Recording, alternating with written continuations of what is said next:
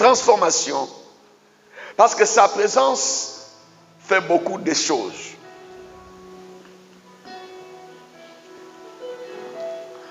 Mes amis, chaque fois qu'il y aura la présence du Seigneur, quelque part, toutefois que Dieu va se manifester. Et quand nous lisons dans Jean chapitre 2, que le missionnaire qu'on va nous lire, le verset 1er jusqu'au verset 11. Verset 11. Verset 11. Alléluia. La Bible dit, tel fut à Cana, en Galilée, le premier des miracles que fit Jésus. Il manifesta sa gloire. Comment Dieu a-t-il manifesté sa gloire? Dieu, il a fait un miracle. Il a changé l'eau en vin. On dit que Dieu a démontré sa gloire. Il a mis du poids, comme je l'avais dit. Il a montré qu'il est lourd, qu'il pèse. Qu'abord, il a montré qu'il est le Tout-Puissant. Dieu, toutefois qu'il va manifester sa présence, on dira que la gloire est là. Dans ce contexte, la Bible nous dit que il y a eu la fête de mariage. 3 jours après, il eut des noces à Cana, en Galilée. La mère de Jésus était là. Et Jésus fut aussi invité aux noces avec ses disciples, mes amis. Ils ont invité le Seigneur. Toutefois que quelqu'un va inviter le Seigneur, quand le Seigneur va arriver dans sa vie, il va inviter le Seigneur pour son travail. Quand Dieu va arriver dans son travail, dans sa santé, dans ses projets, dans tout ce dont il a besoin, toutefois que Dieu arrivera quelque part, il va manifester sa présence. On dira que la gloire de Dieu était là. La Bible nous dit qu'ils ont invité le Seigneur Jésus. Et la présence du Seigneur dans cette fête de noces, bien cette fête de mariage, a manifesté le miracle. La Bible dit qu'ils ont eu des problèmes parce que l'homme est toujours limité. Nous avons besoin de Dieu parce que nous sommes limités. Nous avons besoin de Dieu parce que sans lui, nous ne pouvons rien. Nous avons besoin de Dieu parce qu'il est le Tout-Puissant.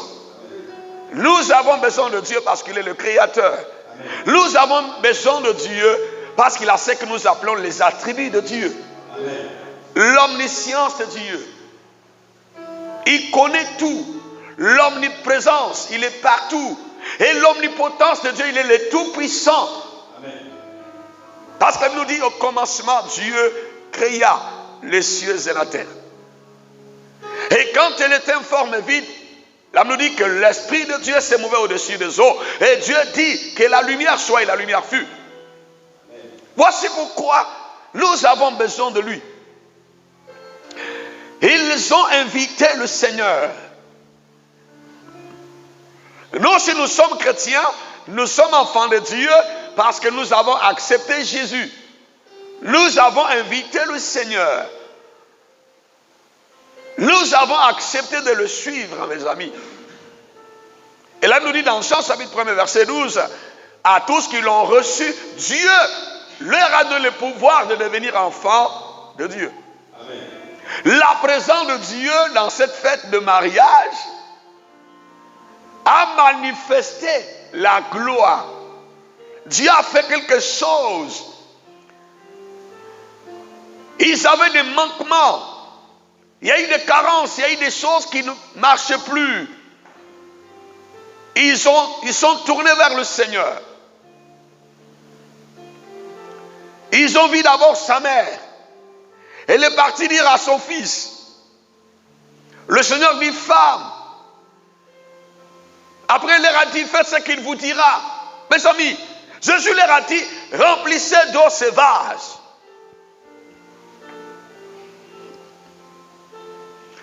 Celui qui veut vivre la gloire, il veut que Jésus glorifie son nom. Il doit être un homme rempli de ce que Dieu dit. Amen. Quand ils sont partis voir le Seigneur, sa mère est partie le voir. Jésus lui dit, femme, qu'y a-t-il entre toi et moi? Après, il leur dit, faites ce que le Seigneur vous dira. Maintenant, qu'est-ce que le Seigneur nous dit ce soir? Il dit, remplissez d'eau ces vases. Nous sommes des vases de Dieu. Amen. Mais des fois, ces vases-là sont des vases vides. Des fois, nous sommes des vases où il y a des problèmes. Tu peux être le vase où il y a la maladie. Dans certains vases, il y a le chèque, le célibat. Le non-accomplissement, mes amis. Mais quand ils se sont approchés du Seigneur, la Bible nous dit, le Seigneur leur dit, remplissez d'eau ces vases.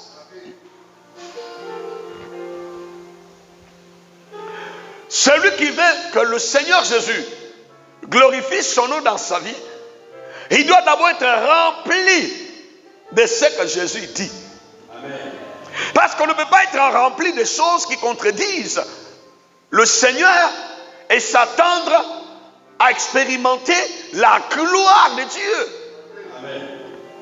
Pour que Jésus glorifie son nom, ici dans Jean chapitre 2, il leur a dit d'abord, remplissez d'eau ces vases. Et sa mère leur a dit ceci, faites ce qu'il vous dira. La question que je dois me poser, est-ce que je fais ce que Jésus me dit ou je fais ce que les gens me disent? Est-ce que je fais ce que Jésus me dit ou je fais ce que mon environnement ou mes amis me disent, mes amis? Et il leur a dit, faites ce qu'il vous dira. Et sa volonté dans ce contexte était quoi? De remplir d'eau ces vases.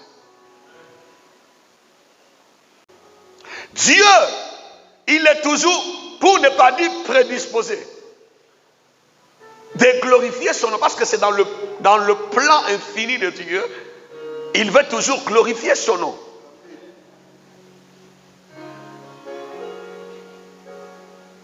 Mes amis, elle leur a dit ceci, la maman du Seigneur leur a dit, faites ce que lui, il vous dira. Si quelqu'un fait ce que le Seigneur a dit, matin, midi, soir, parce qu'il y a les étapes pour que le Seigneur glorifie son nom. Et dans ce contexte, il dit, faites ce que le Seigneur vous dira. Amen. Mes amis, Dieu n'a pas changé. Et Dieu ne peut pas se renier lui-même. Dieu ne peut pas contredire sa parole, mes amis. Celui qui veut voir la gloire de Dieu doit tout faire matin, midi, soir, jour et nuit, de faire seulement que la volonté de Dieu. Amen. La gloire de Dieu est attachée à la volonté du Seigneur, frère. Amen. Ne sois pas un chrétien qui ne fait pas la volonté de Dieu. Parce que si tu es un chrétien, tu es baptisé, tu parles en langue, tu prophétises, tu sers Dieu dans l'église, mais tu ne fais pas la volonté de Dieu dans toute ta vie. Tu fais ce que le monde te dit. Tu fais ce que tes amis te disent. Tu fais ce que les journaux, le Facebook, les réseaux sociaux disent. Tu es une femme, tu fais ce que les femmes du monde font. Tu es un homme, tu vis comme un païen, frère. Faites ce qu'il vous dira. Même si c'est un homme de Dieu, même si c'est un archibishop, même si c'est un révérend des révérends, s'il nous dit des choses qui sont contre la volonté de Dieu, Dieu ne va jamais se glorifier. Dieu se glorifiera quand il verra que ses enfants sont en train de faire sa volonté, mes amis. Faites ce qu'il vous dira. Maintenant, la question que moi je dois me poser, est-ce que moi, Séraphin, est-ce que je fais ce que Dieu me dit? Ce que Dieu me dit là est écrit dans sa parole. De la Genèse à l'Apocalypse, qu'est-ce que Dieu me dit? Quand on m'insulte, qu'est-ce que Dieu me dit? Quand on me dit d'aller voler, qu'est-ce que Dieu me dit? Quand on me dit d'aller escroquer, qu'est-ce que Dieu me dit? Quand on me dit d'aller me prostituer, qu'est-ce que Dieu me dit? Quand on dit d'aller vivre dans l'impudicité, qu'est-ce que Dieu me dit? Quand on dit d'aller pratiquer l'homosexualité, qu'est-ce que Dieu me dit? Quand on me dit d'aller critiquer une soeur, qu'est-ce que Dieu me dit? Frère, qu'est-ce que Dieu te dit?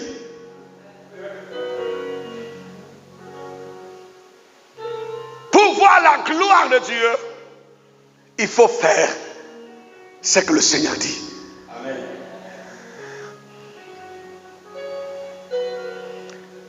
Ils sont venus voir sa mère.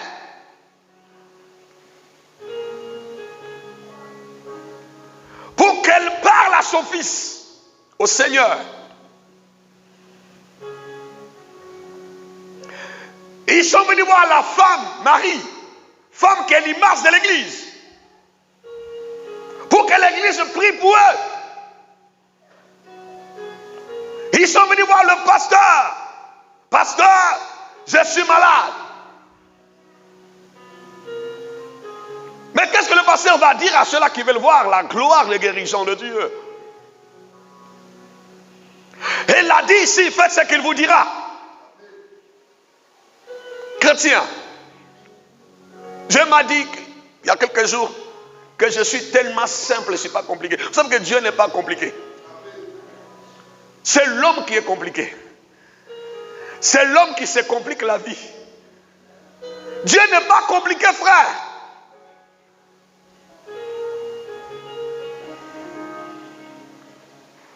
Il y a quelques jours, Dieu me parlait de mariage. Je me dis, mais mon fils, il y a les gens qui ne se marient pas depuis là, parce qu'ils n'ont pas encore de gâteaux de mariage, ils n'ont pas encore de robes blanches, ils n'ont pas encore de voiles, ils n'ont pas encore des alliances en or, ils n'ont pas encore ça.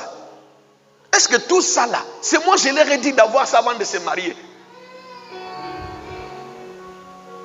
Les gens vivent dans le péché, en train de préparer la robe, les costumes, les chaussures, les alliances en or. Mais pendant ce temps-là, frère, ma soeur, vous êtes dans le péché, dans la fornication, dans l'impudicité. Et Dieu me dit que mon fils, la robe blanche là, c'est écrit où dans la Bible? C'est écrit où il faut avoir les voiles. C'est écrit où il faut avoir ça. C'est écrit où?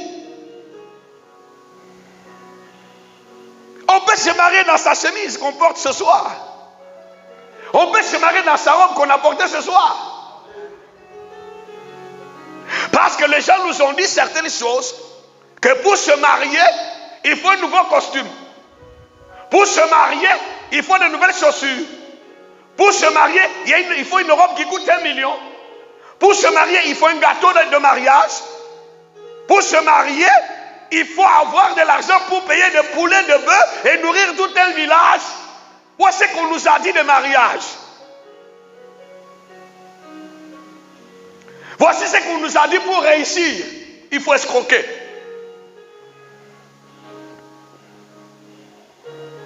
Voici ce qu'on nous a dit. Il faut coucher avec son fiancé ou sa fiancée avant le mariage. Pour voir si ça va marcher. Mais est-ce que Dieu nous dit ça, frère? Voici ce qu'on nous dit aujourd'hui. Qu'on peut être chrétien, mais dans l'impudicité chrétienne, dans l'adultère chrétien, dans la masturbation chrétienne, dans la prostitution chrétien, dans le chrétien, on fait tout. C'est ce qu'on nous dit aujourd'hui. Mais la Bible dit, le Seigneur leur a dit ceci. faites ce qu'il vous dira. Celui qui veut voir la gloire de Dieu doit chercher à faire ce que Jésus dit. Amen.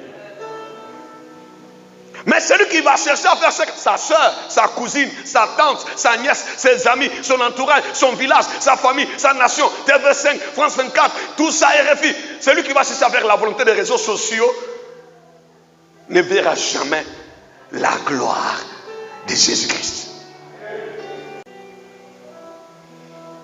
Parce que sa mère est partie le voir pour lui donner des ordres. Ils n'ont plus de vin. Il faut faire.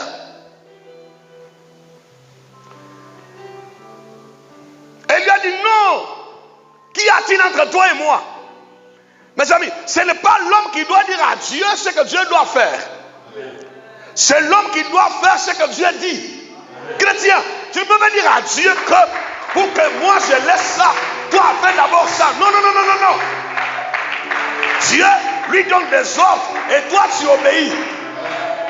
Dieu dit à Abraham, quitte ton père, quitte ta mère, quitte ta patrie. Abraham est sorti pour voir la gloire de Dieu. Quelqu'un me dit, amen, bien. Faites ce qu'il vous dira. Jeune frère, jeune sœur, qu'est-ce qu'on dit de toi? Et qu'est-ce que Dieu te dit? Ton choix déterminera la manifestation de la gloire de Dieu dans ta vie. Amen. Jésus glorifie ton nom dans ma vie. Amen. Dieu va se glorifier quand il te verra en train de faire ce qu'il te dit. Amen.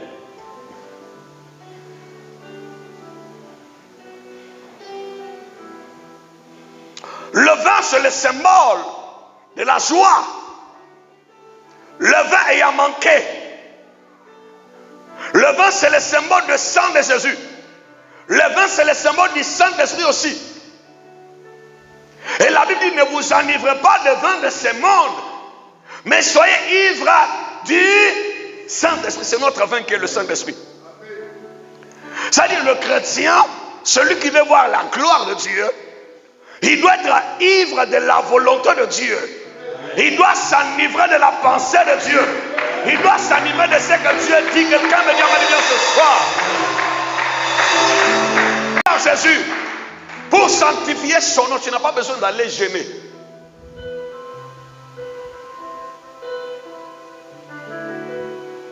Seigneur Jésus, glorifie ton nom. Des fois, Dieu il est assis, il voit sa fille en train de souffrir. Parce qu'elle veut voir la gloire de son nom. Oh Seigneur, glorifie ton nom dans ma vie. Et Dieu dit, ah si ma fille pouvait comprendre, si mon fils là pouvait comprendre, que la gloire là commence quand il va commencer à faire ce que moi j'ai dit. Quand tu commences à faire ce que Dieu dit, Dieu commence aussi à glorifier son nom. Amen. Même si toi tu ne vois pas, il a déjà commencé à glorifier. Amen. Tu sais que quand toi tu démarres à faire la volonté de Dieu, Dieu démarre aussi à exaucer tes prières. Amen. Quand tu poses un pas dans l'obéissance, Dieu commence à poser un pas dans l'exaucement. Tu poses deuxième pas dans l'obéissance, Dieu envoie deuxième pas dans l'exaucement. Troisième pas dans l'obéissance. Dieu, toutefois que tu obéis à Dieu, toutefois que Dieu aussi se rapproche, se rapproche de toi. Dieu s'éloigne. Vous savez que toutefois que quelqu'un désobéit, au fur et à mesure il s'éloigne de Dieu, il recule. Et Dieu devient loin. C'est pourquoi il dit que l'obéissance vaut mieux que le sacrifice. Seigneur, glorifie ton nom dans ma vie. Frère, ta vie n'a rien à voir avec la vie de ton voisin qui est là. Toi, tu as une vie avec Dieu. Maintenant, toi, tu dois prendre certaines décisions pour que Dieu glorifie son nom dans ta vie. Ne suis pas le voisin ou la voisine, ou la camarade de l'église, ou le camarade de l'église, le collègue de l'église. Des fois, dans l'église, on rencontre, on a des collègues, des frères et sœurs, des camarades de l'église.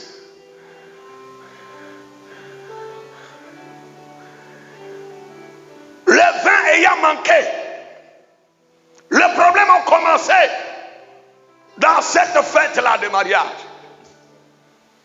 dans cette famille-là de mariage, dans cette maison de noces de Cana, dans cette salle de fête. Ils ont bien commencé, à un moment donné, il y a des problèmes. Frère, l'homme sera toujours limité un jour. L'homme aura toujours besoin de Dieu. L'homme aura besoin de spirituel, soit de Dieu, soit de Satan. Et nous voulons que Dieu Tout-Puissant, qu'il glorifie son nom dans notre vie. Et Dieu est capable de glorifier son nom ce soir même dans la vie de quelqu'un. Amen. Mes amis,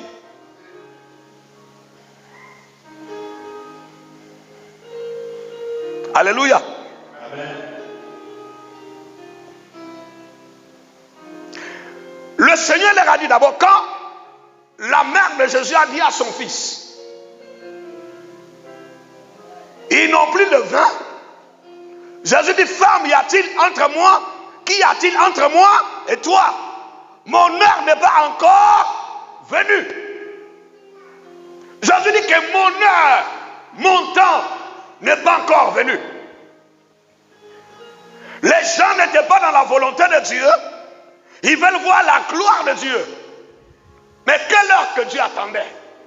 Quel temps que Dieu attendait? Jésus dit que mon heure n'est pas encore venue. L'heure de Jésus là, c'est l'heure de l'obéissance, de ton obéissance. Ton obéissance à Dieu va inaugurer l'heure de démarrage du miracle de Dieu. Je peux dire, mon heure de faire quelque chose dans la vie de ma fille n'est pas encore venue.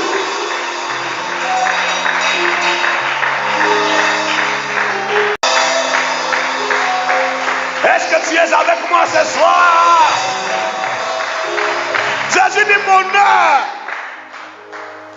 Je me suis assis avec la parole du Seigneur. Ton heure là, ça veut dire quoi? Ouvre-moi l'esprit. Parce qu'il dit que mon heure. Les gens veulent voir la gloire de Dieu. Veulent voir le miracle de Dieu. Ils veulent que Dieu glorifie son nom dans leur vie. Dans la désobéissance. Or la volonté de Dieu.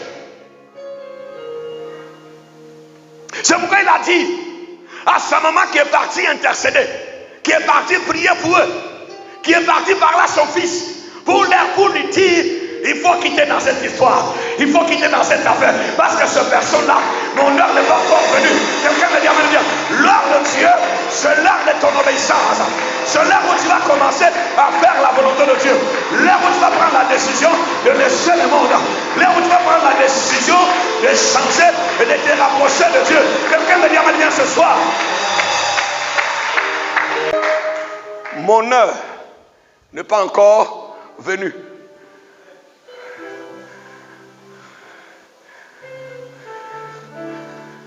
Frère, il n'y a pas de Dieu. Il n'y a qu'un seul. Il n'y a pas deux évangiles. Il n'y a qu'une seule évangile que Dieu nous a donné. Il est là. C'est écrit noir sur blanc. C'est écrit en français, écrit en anglais, c'est écrit en baoulé, écrit en mbéta nani. Il y a des Bibles dans toutes les langues. Ces mêmes Bibles-là. Et Jésus dit, mon heure n'est pas encore venue. C'est là, sa mère dit au serviteur, faites ce qu'il vous dira. Quand vous allez faire ce qu'il vous dit, vous allez voir que son heure va démarrer. Son horloge va commencer à tourner. L'horloge de miracle, l'horloge de mariage, l'horloge d'exaucement, l'horloge de guérison, l'horloge de travail, l'horloge, les jours vont s'élever et les soleils de guérison, les soleils de santé, les soleils de la prospérité vont commencer à s'élever.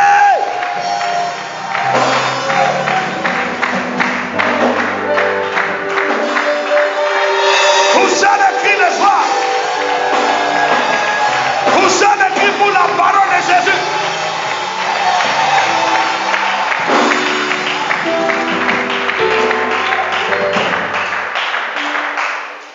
Dieu me rend trop dangereux ces derniers temps. Quand je m'assois, il m'explique là. Je dis, moi, je suis assis dans mon cœur, je dis, quand ça rentre, je fais, et puis j'avale. J'ai dit, ce soir, je vais vomir ça. Il dit, mon l'heure de Dieu, elle est venue intercéder. Et c'est dit, non, il faut quitter dans cette affaire. L'heure là. C'est toi qui détiens l'heure là. Dis à ton voisin, c'est toi qui détiens. Ton heure là, c'est toi qui détiens ça. C'est quand toi tu vas quitter là où tu es pour revenir vers lui. En même temps, l'horloge démarre. C'est toi qui as la pile pour démarrer la montre de ton exaucement. La pile que tu as là, c'est l'obéissance à la voix de Dieu. Quand tu vas mettre la pile d'obéissance à la voix de Dieu, en même temps, l'heure commence à tourner. L'heure d'exaucement, l'heure de guérison, l'heure de mariage, l'heure de prospérité. Il dit, mon heure.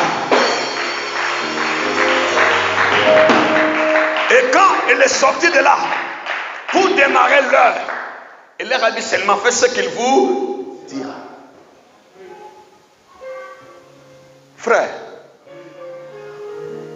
qu'on ne te blague pas.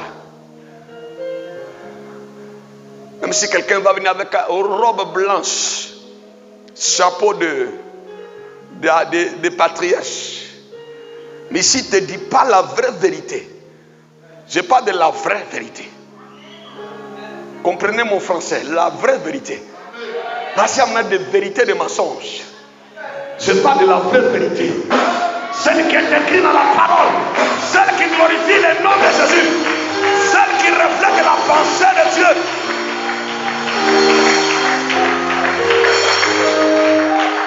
Faites ce qu'il vous dira. Alléluia. La Bible dit qu'il avait la 6 vases de pierre destinés aux purifications des Juifs. Le vase vide. Jésus leur dit maintenant, remplissez d'eau ce vase. Voici ce que Jésus a dit. Remplissez d'eau. Quand ils sont remplis, il n'a pas dit mettez un peu. Mettez 110% d'eau. 99% d'eau, il dit remplissez d'eau à 100%.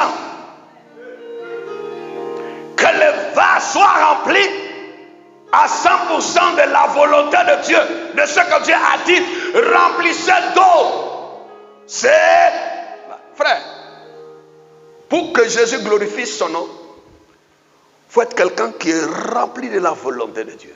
Amen.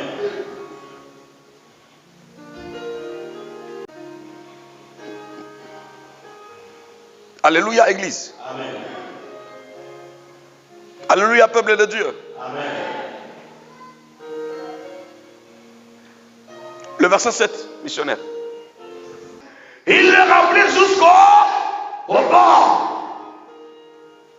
Il n'y avait plus d'espace pour d'autres volontés. Il n'y avait plus d'espace pour le péché. Il n'y avait plus de place pour la colère. Il n'y avait plus d'espace pour les mensonges. Il n'y avait plus d'espace pour l'impudicité. Il n'y a plus d'espace pour la prostitution. Il n'y a plus d'espace pour la haine. Il n'y avait plus d'espace pour des critiques. Il n'y avait plus d'espace pour des escroqueries. Quelqu'un me dit amen de bien. Ils ont rempli jusqu'au bord. Chrétien.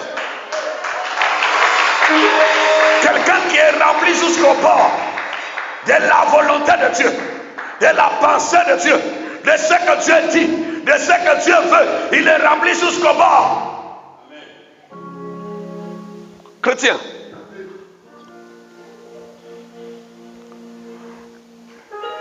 On a besoin de Jésus. Pas besoin de Oba là. On a besoin du Seigneur comme il y a l'homme de Dieu qui avait chanté. Il n'y a pas Oba en Jésus. On a besoin du Seigneur. L'évangile là, on a besoin de ça. Pas l'évangile fabriqué. Fait le montage. Parce qu'on va atterrir quelque part. Et crash. Parce qu'on atterrit là où on ne doit pas atterrir. L'aéroport Houphouët-Boigny a été construit en fonction des avions qui vont atterrir là. Mais notre boulevard Latry n'a pas la capacité d'accueillir les avions qui atterrissent à l'aéroport Houphouët-Boigny. Si tu veux que la grâce, la gloire de Dieu, l'élévation, le mariage de Dieu, le travail de Dieu, la bénédiction de Dieu, soit l'aéroport qui est construit par Dieu pour accueillir les choses de Dieu. Quelqu'un me dit amen bien ce soir.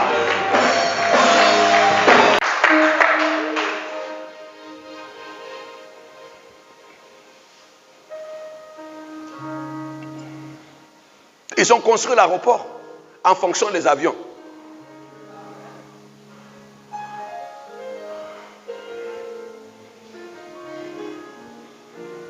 Sinon, tu seras un chrétien Airbus. Vous connaissez Airbus? Ce sont des petits porteurs là, qui atterrissent dans des herbes. Si ça prend trop, c'est 4 personnes.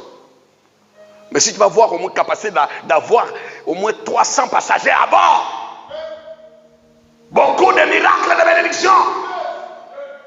Il faut respecter les normes, les conditions qu'il faut pour supporter. Frère, il y a des gens, même si Dieu veut te donner l'élévation, est-ce que tu peux supporter l'élévation de Dieu? Pas l'amour de Dieu dans ta vie, c'est petit comme ça. La crainte de Dieu, c'est petit comme ça. L'obéissance, c'est petite comme ça. Frère, Dieu te donne aujourd'hui 2 milliards, tu vas faire quoi avec?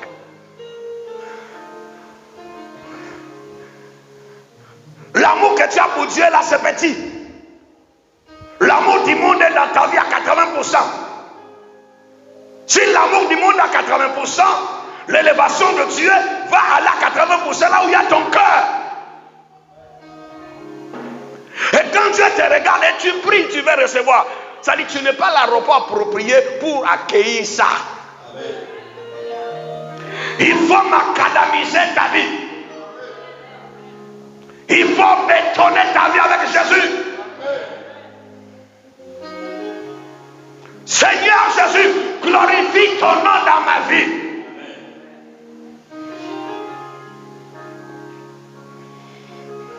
Chrétien, moi je parle aux chrétiens ces derniers temps, dis t'amène bien. Mes messages, maintenant je parle aux chrétiens. Depuis un moment donné, je ne parle plus aux païens. J'ai un message pour les chrétiens.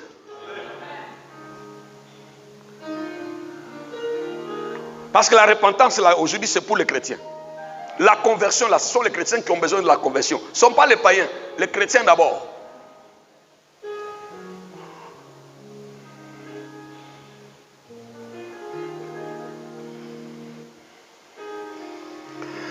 Ils sont remplis jusqu'au bord. Pas d'espace. La Bible nous dit dans Luc chapitre 4, Jésus rempli du Saint-Esprit, fut conduit par l'Esprit dans le désert.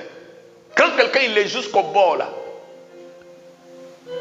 même s'il traverse la vallée de l'homme de la mort, il est là dans le désert. Le désert va venir, Satan va venir. Mais Satan n'a pas trouvé de place, d'espace où s'asseoir. Jésus rempli du Saint-Esprit, fut conduit par l'Esprit, où il fut tenté par le diable. Il est rempli. Si c'est déjà rempli, tu vas trouver des places où? pour t'asseoir. Il n'y a pas de siège pour toi, Satan. Mais quand l'homme, l'enfant de Dieu, n'a pas rempli sa vie de Dieu, il y a au moins 2 fauteuils qui sont vides. Le diable va s'asseoir. Mais il est arrivé dans la vie du Seigneur. Il n'a pas trouvé d'espace parce que la Bible nous dit que Jésus, rempli du Saint-Esprit, fut conduit par l'Esprit dans le désert. Rempli jusqu'au bord. Mais c'est quand ils sont remplis jusqu'au bord. Le verset 8 maintenant il dit, puisez maintenant, leur dit-il, et apportez-en à l'ordonnateur du repas. Quand quelqu'un, il est rempli de la volonté de Dieu, maintenant il ajoute la foi. Parce qu'il faut être encouragé pour voir ses yeux physiques que c'est de l'eau. Les gens attendent le vin. Toi tu vois que de l'eau. Tu prends pour aller les donner. Tu es rempli jusqu'au bord de Jésus, de sa volonté. Maintenant tu ajoutes la foi. Tu dis que moi, mes yeux voient de l'eau. Mais ce n'est pas de l'eau, mais c'est du vin. Mes yeux voient le célibat. Mais je suis plus célibataire, je suis marié. Mais je vois la maladie, mais je suis guéri. Mais je vois la pauvreté, mais moi je suis riche. Parce que Jésus, il va glorifier son nom. Dites amen bien ce soir. Il va glorifier son nom. Amen. Mais des fois on a prié. Glorifie ton nom, il n'a pas glorifié. Parce qu'on n'a pas permis à Dieu de glorifier son nom. Amen. Dieu m'a dit un jour, mon serviteur, je sais que c'est l'homme seul qui peut faire qu'il soit béni ou qu'il ne soit pas béni. Il dit, comment? Il dit, mais moi je bénis toujours depuis le commencement. Jusqu'aujourd'hui, je n'ai pas changé. Mais l'homme, quand il prend la décision de revenir, et la Bible nous dit, ils ont donné, ils ont vu de l'eau. Mais la foi ne vient pas de ce qu'on voit, mais la foi vient de ce qu'on entend. Jésus dit, puisez, servez. Romains 10, 17 dit, oh, la foi vient de ce qu'on entend. Qu'est-ce qu'ils ont entendu? Ils ont entendu quoi? Puisez et servez du vin.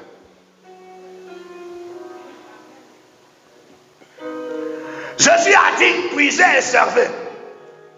La foi ne vient pas de ce qu'on voit. Il ne faut pas mettre ton fondement, ta foi, dans ce qu'on dit de toi, dans ce que tu te dis, dans ce que tu vois. Amen. Tu ne dépends pas de ce que tu vois là. Tu ne dépends pas de ce que tu es. Tu ne dépends pas. Dieu là ne te voit pas comme les gens te voient. Amen. Dieu te voit autrement. Dieu, il voit Gédéon vaillant héros. Gédéon dit quoi? Moi. Dieu, il voit Joseph, un monsieur, un jeune homme, le soleil, la lune, les étoiles se prosternent devant lui. Il dit moi. Dieu ne voit pas les Égyptiens. Mais il voit les Égyptiens. Il dit, les Égyptiens que vous voyez, moi je ne les vois pas. Vous ne les verrez plus. Parce que moi je ne vois pas les Égyptiens. Celui qui veut que Dieu glorifie son nom, il doit ajouter une autre clé. La clé de la foi. Voir comme Dieu voit. Entendre comme Dieu entend.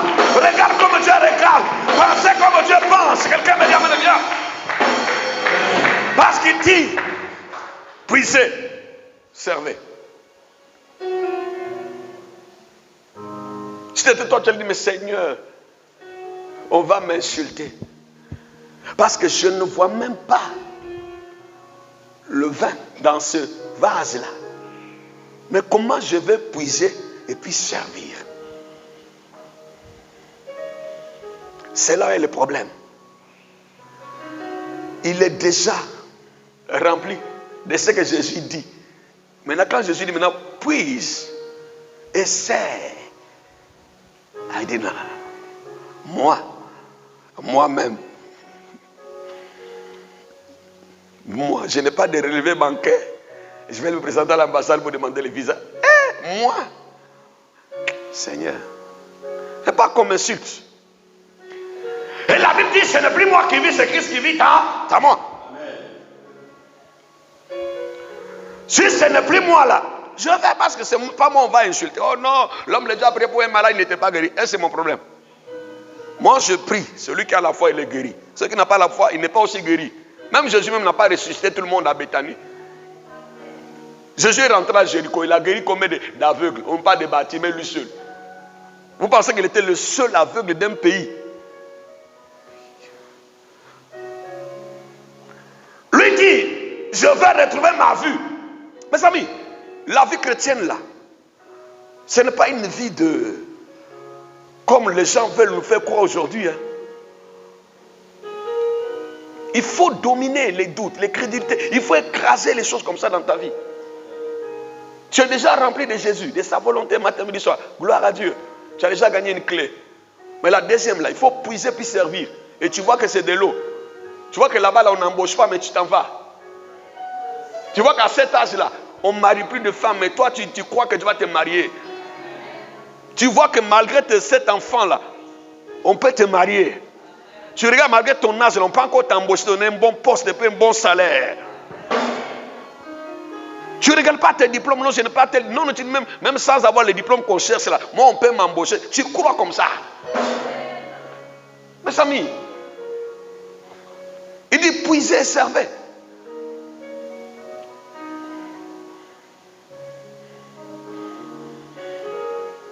Alléluia.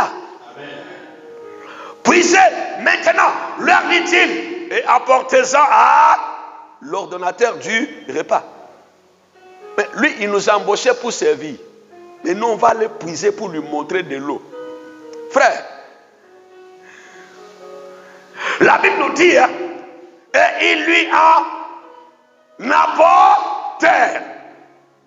Quand l'ordonnateur du repas, il goûtait l'eau. Alléluia. Dites amen bien, je vais révéler.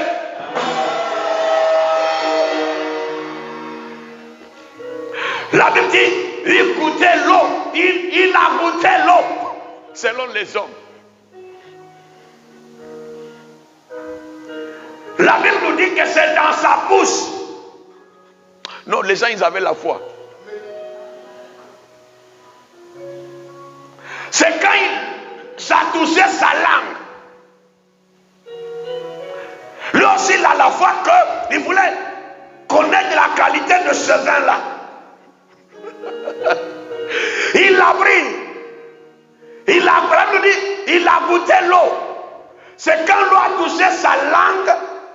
Parce que c'est la langue seule qui pouvait distinguer le goût de ce vin-là. Frère, ce n'est pas ton affaire, c'est l'affaire de ta langue. Dis à ton voisin, c'est l'affaire de la langue. Qu'est-ce que ta langue dit de toi? Qu'est-ce qui sort de ta bouche, frère? Qu'est-ce que tu dis de toi-même? Ta langue libère le célibat ou libère le mariage? Ta langue libère l'élévation ou libère les choses? Qu'est-ce que tu dis? La Bible, c'est la bouche de l'abondance du cœur que la bouche parle.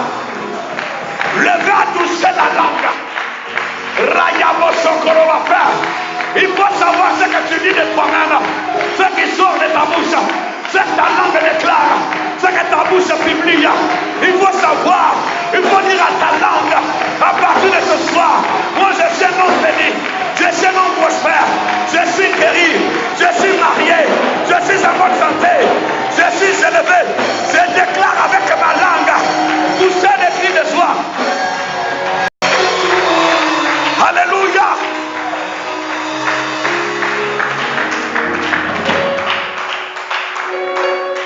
Même quand quelqu'un dit, moi je suis foutu.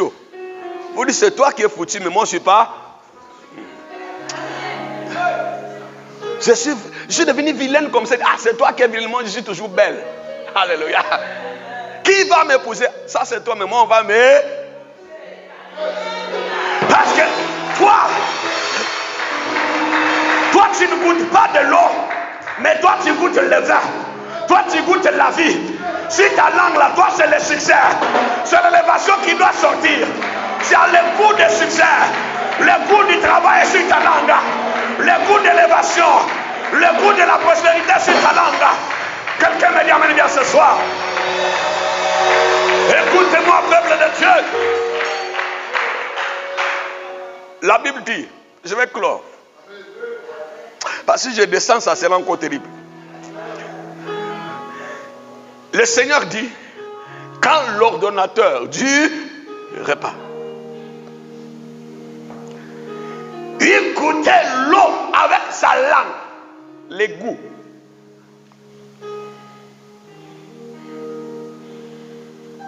Il goûtait l'eau changée en vin. Ne sachant d'où venait, cela on parle de la gloire maintenant. La gloire c'est quelque chose d'extraordinaire. La gloire c'est la manifestation de la présence de Dieu. La gloire c'est l'intervention de surnaturel dans le monde naturel.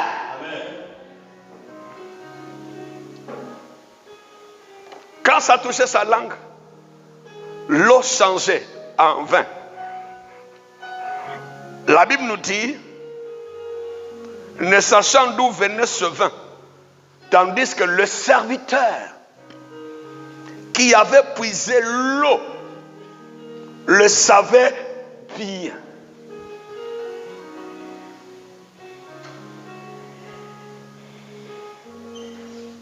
Il appela l'époux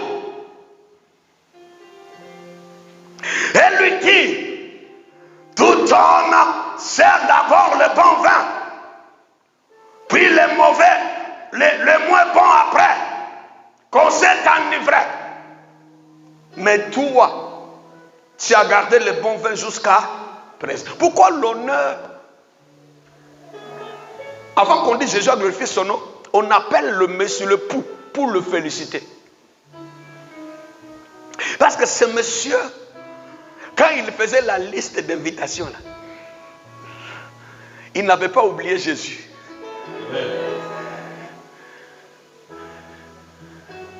Frère,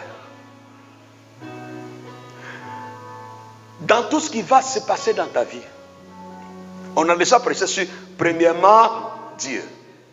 Invite d'abord Jésus. Amen. Même si c'est dur comme ça, avant de pleurer là,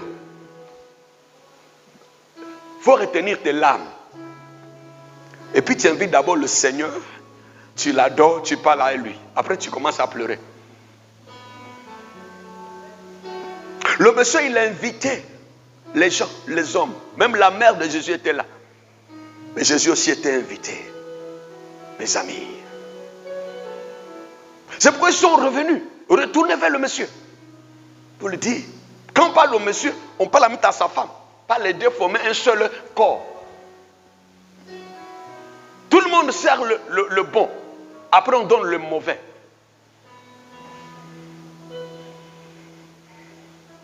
Ce que Jésus donne là, c'est plus bon que tout le bon que tu as connu dans ta vie. Amen.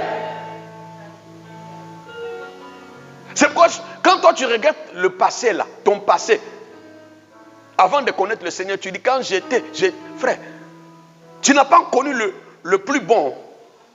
C'est pourquoi les jours tu vas connaître, tu vas goûter Jésus.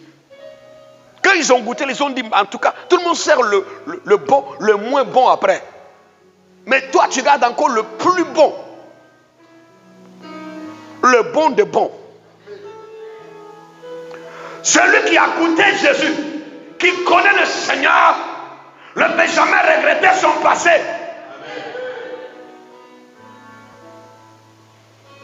Parce qu'il croit que Jésus va toujours glorifier son nom dans sa vie. Amen. Toi, tu as gardé le bon vin jusqu'à présent. Tout ton présent sera toujours le bon vin. Quelqu'un me dit, amen bien. Le verset 15 nous dit, telle fille à Cana. Galilée. Le premier des miracles de Jésus. Il manifesta ça et ses disciples crurent en lui.